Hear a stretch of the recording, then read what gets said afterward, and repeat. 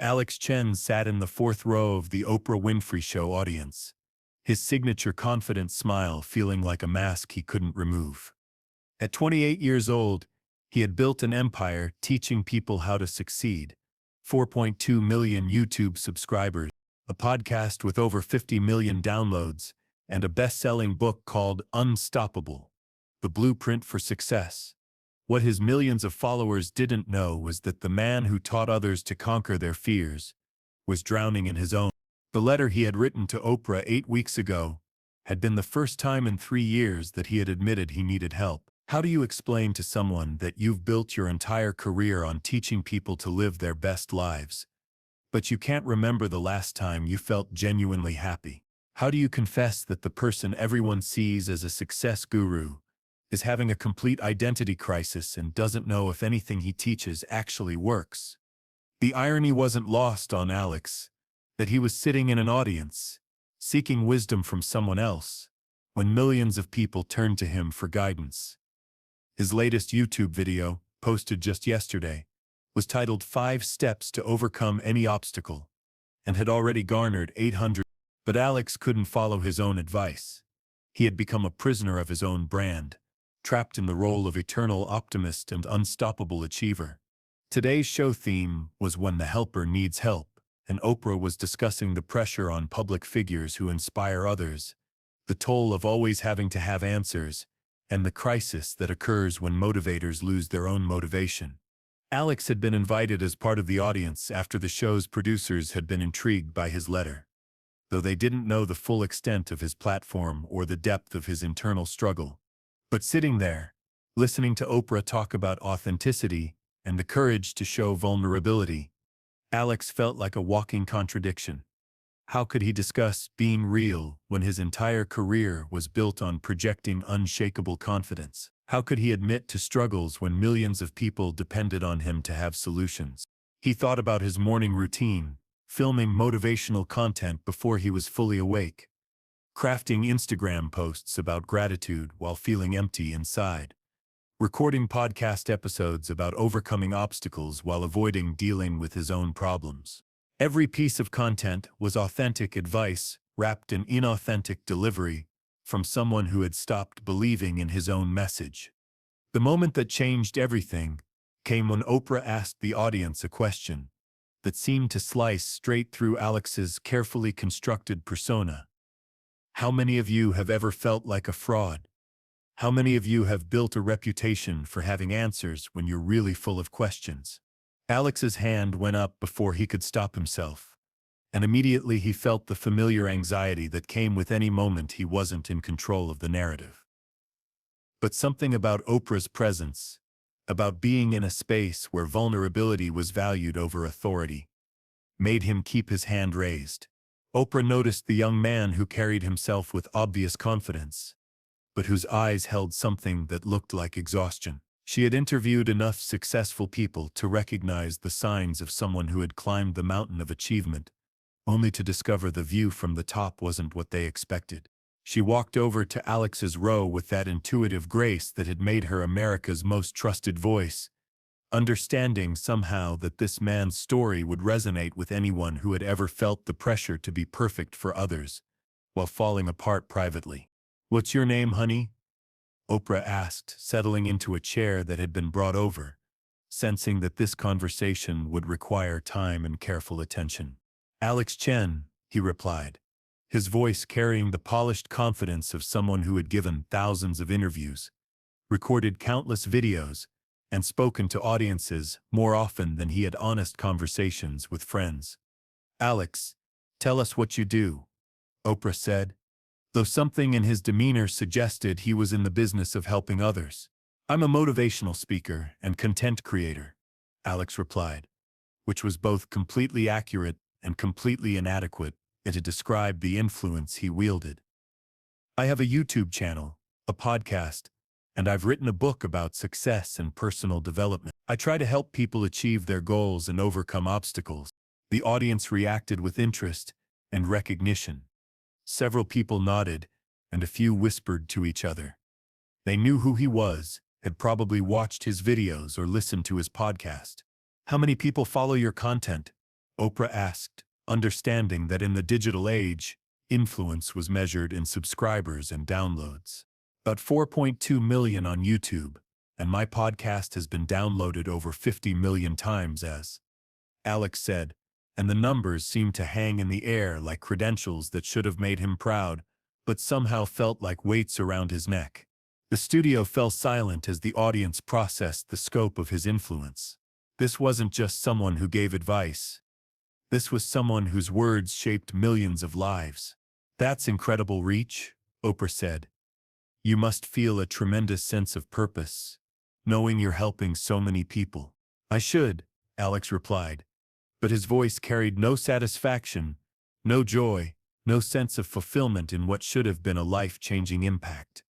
I should feel purposeful and grateful and proud. But I don't. The studio was beginning to understand that they were about to hear something unexpected, not a celebration of digital success, but an examination of its hidden psychological costs. Tell us why, Oprah said gently, recognizing the signs of someone who had been carrying a heavy burden alone. Alex looked around the studio, at faces that included some of his own followers, people who had come to him for inspiration and guidance. For 3 years, he had been the person with answers, the one who never showed doubt or uncertainty. The vulnerability of admitting his struggles felt like stepping off a cliff. Because I don't practice what I preach, Alex said, and the words seemed to tear something inside him as he spoke them. Because I teach people to be confident when I'm full of self-doubt. I teach them to set goals when I can't figure out what I actually want. I teach them to overcome obstacles when I'm paralyzed by my own problems. The audience was beginning to grasp the magnitude of what he was describing. This wasn't about having bad days or normal struggles. This was about complete disconnection between public message and private reality. Give us an example, Oprah said, understanding that specifics would help people understand the depth of his crisis. Alex was quiet for a moment, choosing which truth to share first among the many he had been hiding. Last month, I posted a video called How to Overcome Procrastination, he said. It got 1.2 million views. People commented about how much it helped them, how motivated they felt, how they were finally going to tackle their goals. He paused, the irony almost too painful to articulate. I filmed that video at 3 a.m. because I had been procrastinating on creating it for 2 weeks, he continued.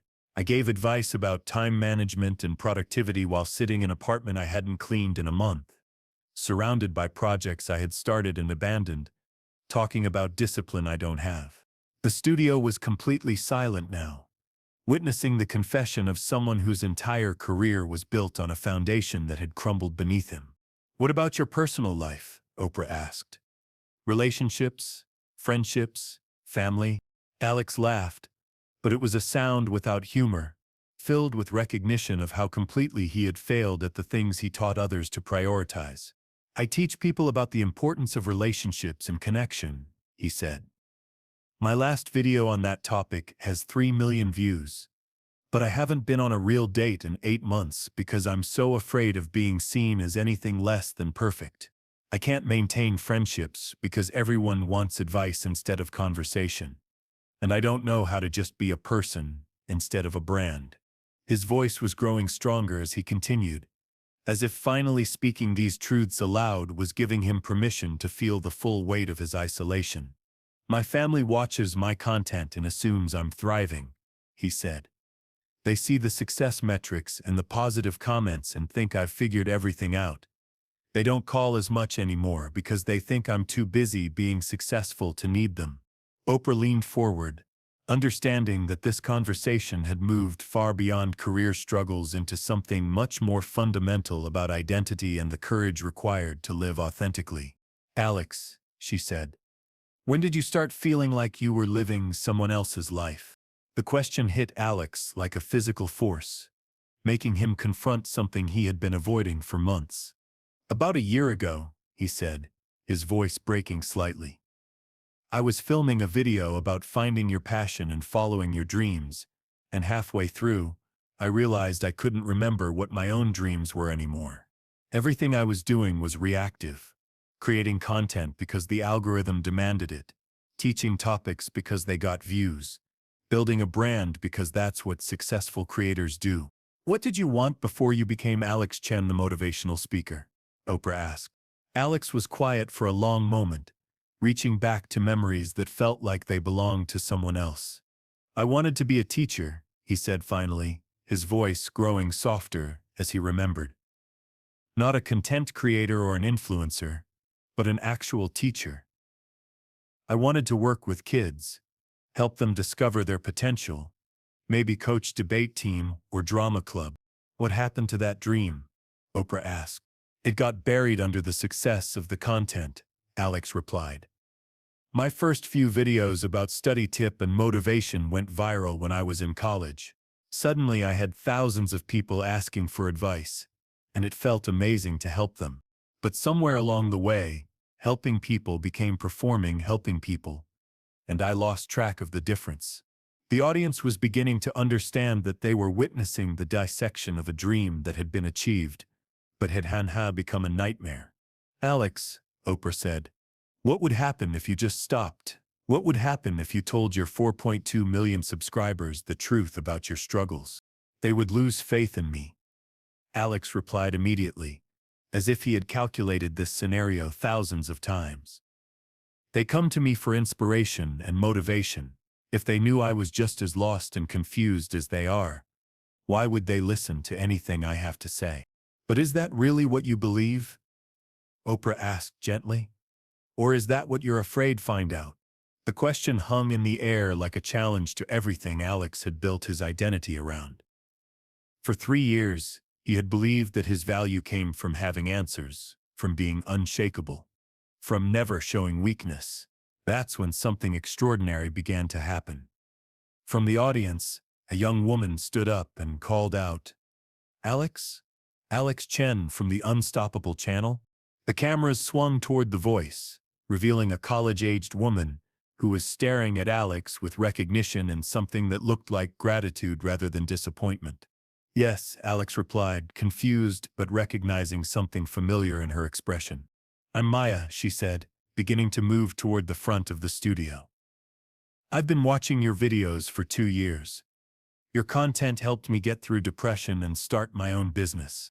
Alex expected the usual fan interaction, but Maya's next words changed everything. But you know what helped me the most? She continued, reaching the interview area.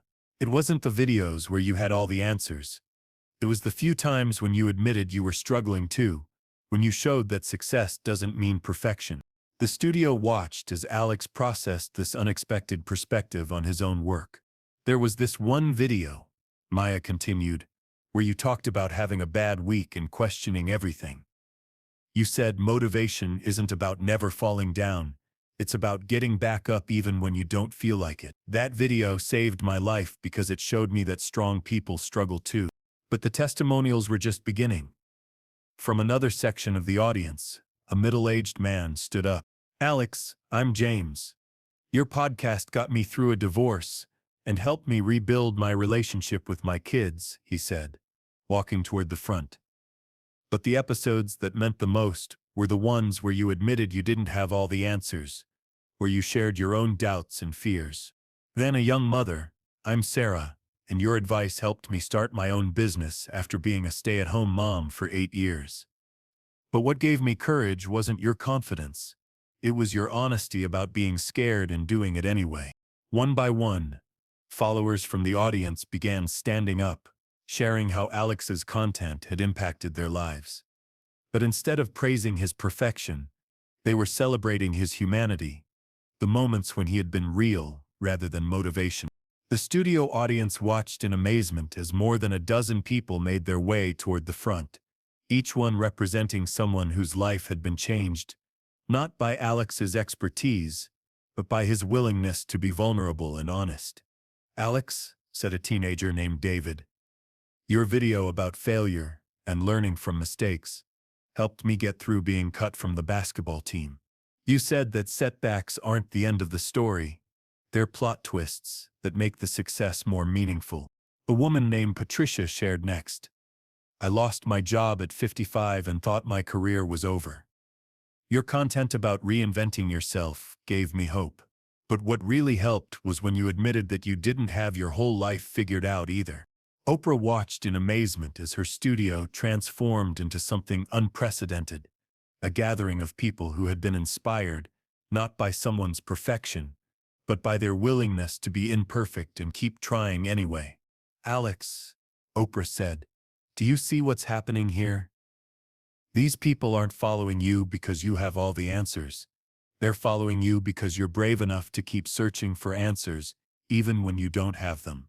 Maya, the first young woman who had spoken, took charge with the natural leadership of someone who understood the weight of influence. Alex, she said, what if your struggle is exactly what your audience needs to see? What if showing people that motivational speakers get unmotivated sometimes is the most motivational thing you could do? What if you used your platform to show people that success isn't about having it all figured out? Added James. What if you showed them that it's okay to be lost sometimes, as long as you keep moving? The studio audience was witnessing something revolutionary, the possibility that influence could be used to normalize struggle rather than perfection, to inspire authenticity rather than achievement at any cost. But I don't know how to help people if I can't help myself, Alex admitted, his voice carrying the vulnerability of someone who had built his identity around being the helper rather than the helped.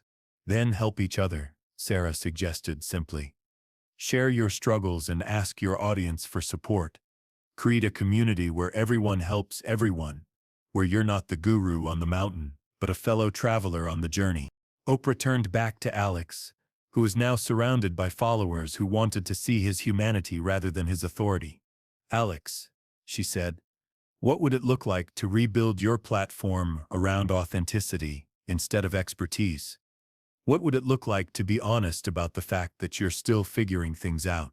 Alex looked around at the faces surrounding him, people who had been inspired by his content, but who were now offering to support him in return, creating the kind of community he had always talked about, but never actually built. It would look like admitting that I don't have all the answers, Alex said, his voice growing stronger with each word. It would look like sharing the process instead of just the results. It would look like building something together instead of me talking at people from a position of supposed authority. He turned to face the camera directly, speaking not just to the studio audience, but to the millions of people who follow his content. It would look like telling the truth, he continued, his voice carrying the conviction of someone who was remembering why he started creating content in the first place. The truth about doubt and struggle, and the fact that motivation isn't a constant state. It's something you have to choose over and over again, especially when you don't feel like it. The studio audience rose to their feet in applause that wasn't just appreciation for a touching moment, but celebration of someone choosing authenticity over authority, vulnerability over invincibility. But then Alex did something that surprised everyone, including himself. He pulled out his phone and opened his video app, not to create polished content, but to record a raw, honest message to his followers. I've been teaching you to be unstoppable, he said into the camera, his voice shaky but genuine. But I need to tell you something.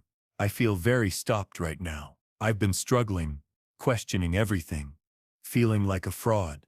And maybe that's exactly what you need to hear, that it's okay to feel stopped sometimes, as long as you don't stay stopped forever. The studio watched as Alex recorded the most honest content he had created in years, sharing his struggles not as someone who had overcome them, but as someone who was still in the middle of them. How does it feel? Oprah asked when he finished recording. Terrifying, Alex admitted, staring at the video on his phone. And honest. Like I just remembered what it felt like to be human instead of a brand.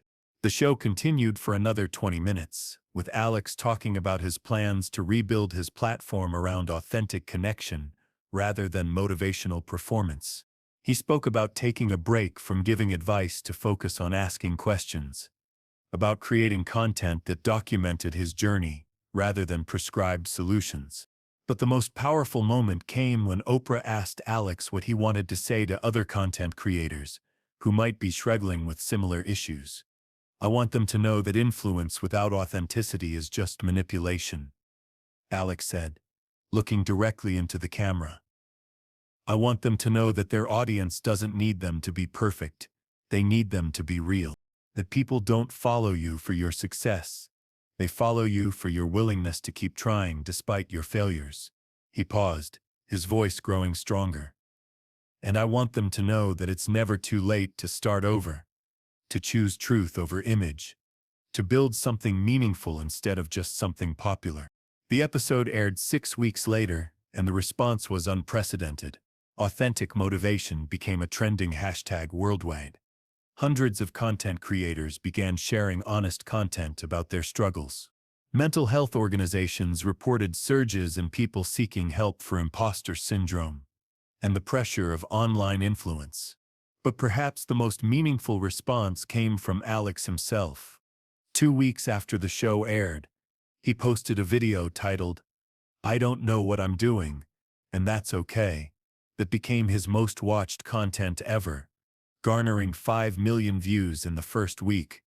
"Dear Oprah," he wrote in a letter 3 months later, "I wanted you to know that admitting I didn't have all the answers was the most liberating thing I've ever done. I lost some followers who wanted a guru, but I gained a community of people who want to grow together." He described how the experience had transformed his relationship with his content, his audience, and himself. Instead of creating motivational content, he was now creating conversational content. Videos where he asked questions, shared struggles, and invited his audience to contribute their own wisdom. Most importantly, Alex wrote, "I've learned that the best teachers are also students, that the most powerful influence comes from admitting you're still learning, and that people don't need another expert. They need a fellow human being who's brave enough to keep trying." 6 months later, Alex was featured in a follow-up episode of The Oprah Winfrey Show. He appeared not as someone who had found all the answers, but as someone who had learned to ask better questions. "The beautiful thing about being honest about my struggles," Alex told Oprah during his return visit, "is that it created space for my audience to be honest about theirs. We're not doing motivation anymore. We're doing mutual support. We're building something together instead of me building something for them." He had partnered with mental health professionals to create resources for content creators struggling with imposter syndrome and the pressure of online influence. Maya, James, Sarah, and several others from that original show had become collaborators in this work, contributing their own perspectives and experiences. "What Alex taught us," Maya said during the follow-up show, "is that vulnerability is not weakness, it's connection. That the most powerful thing a leader can say isn't 'I have all the answers,' it's 'I have some questions, and maybe together we can figure them out.'" A year later, Alex Chen's platform has evolved into something completely different from where it started. Instead of one person teaching millions, it's millions of people learning together, with Alex serving as a facilitator rather than an authority. "I learned that the most motivational thing you can tell someone isn't that success is easy," Alex reflects. "It's that struggle is normal, that everyone feels lost sometimes, and that the goal isn't to have everything figured out. It's to keep moving forward even when you don't." His content now includes regular check-ins about his own challenges, collaborative videos with his audience, and honest discussions about the ups and downs of building a meaningful life. The community he's built is stronger because it's based on mutual support rather than one-way inspiration. "I thought my job was to motivate people," Alex says, looking back on his journey. "But I learned that my real job is to remind people that they're not alone in their struggles, that everyone is making it up as they go along, and that's not a problem to solve. It's the human condition to embrace." Because sometimes the most powerful stories aren't about people who have all the answers, but about people who are brave enough to admit they don't. Sometimes the best teachers are the ones who are still learning. And sometimes the most motivational thing you can do is show people that motivation isn't about being perfect. It's about being human, struggling, and choosing to keep going anyway.